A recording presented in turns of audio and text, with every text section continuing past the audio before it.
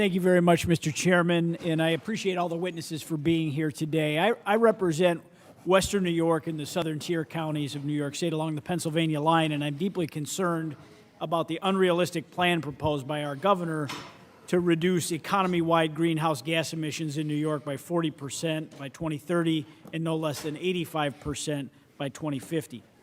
This timeline simply isn't feasible for many industries in rural upstate New York, but what's particularly alarming in this plan is our governor's aggressive push towards electrification in our agriculture sector, an agenda that I believe could have very serious consequences. As you're all aware, diesel fuel plays a crucial role in powering the tractors, combines, and other equipment that are essential to our farmers. Farming is a round-the-clock endeavor, as my colleagues have said, in requiring our farmers to rely on more heavily electric charging vehicles ignores the operational realities of farming and the inconvenience of having to park equipment for hours and hours on end to charge. And with all that said, I raise these concerns because it's important to recognize that China's significant role in this sector, particularly the mineral and battery supply chains, as these are crucial components for all EV technology. If we start pushing an all-electrification agenda at the state and federal levels, we are not only hurting our farmers, we're also inadvertently contributing to China's influence and control of our entire economy. I see this as a lose-lose scenario for our farmers, for all of agriculture, and frankly, for our national security. And with that, Mr. Gackel, could you discuss the feasibility and potential impacts of implementing an aggressive electrification agenda like the one New York State is contemplating, how that would impact your members? And additionally, could you also address whether pursuing such an agenda in the U.S. ag sector might lead to increased dependency on Chinese supply chains, and what that would mean to our national security? Thank you, Congressman. Very good questions and points. I'll speak from my farmer and producer and grower perspective in rural North Dakota. There is a time and a place for electrification and electric vehicles, and that's going to probably be more widely adopted on the coast, larger urban areas. But for me as a farmer and as a producer in the middle of North Dakota, from the trucking to the tractors, the combines, rail, what we rely on to move product from our farms to our elevators, to our markets, those types of industries, I think, will probably be later adopters when it comes to electrification. And what we're doing, so what we have to offer in that space is as farmers, as ASA, the significant addition that we provide to the liquid fuels market when it comes to renewable diesel and biofuels.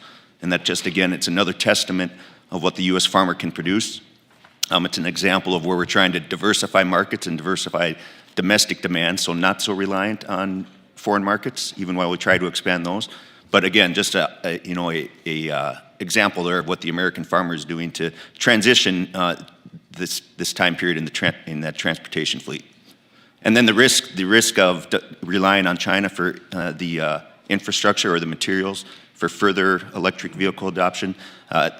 Like any input, anything we rely on from foreign markets, there's always additional risk there if you're not able to produce it domestically. Very good. Thank you. Mr. Daly, I'd like to open this question up to you as well. We often hear that saying food security is national security, and I'm deeply concerned that continuing to rely on China for these critical minerals puts us at a significant risk.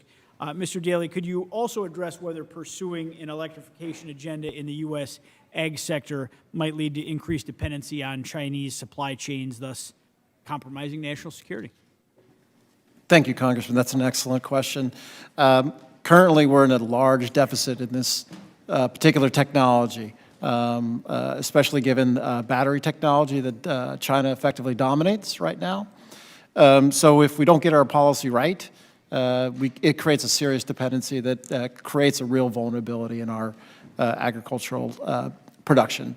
That's why we need to focus on it, and I know there's a concerted focus on building out America's capabilities in this respect, but we just have to put the resources to it. Very good. And I know you may have touched on this already, Mr. Daly, but could you reiterate some of the national security concerns regarding Chinese acquisitions of agricultural and other land holdings near our military bases? Sure, absolutely. Again, thank you, Congressman, for that excellent question. As this committee is well aware, the Fufang transaction that happened in North Dakota was a serious indication of what China can do in terms of what it wants to do in terms of its placement. In my experience in CFIUS and in CFIUS transactions, there's been a number of significant Chinese acquisitions where they've gone to acquire land or farmland that's near military facilities, Top Gun facilities. A number of transactions occurred in Nevada that were under the label of a gold mine that actually was meant to observe our nuclear facilities and capabilities, as well as in Oregon, a Rawls transaction involving a wind farm. Wind farm towers can be used for, devices can be put in there to see what we're doing. And the facility they were looking at, the Winby, that would have given sight to, that was a critical facility to the United States in terms of what we were doing in defense of Taiwan. So they're strategic, they're smart, they've studied us, and they'll continue to do so. So we need to remain vigilant in terms of where our resources go. Thank you very much, and I yield back, Ms. Gentleman's time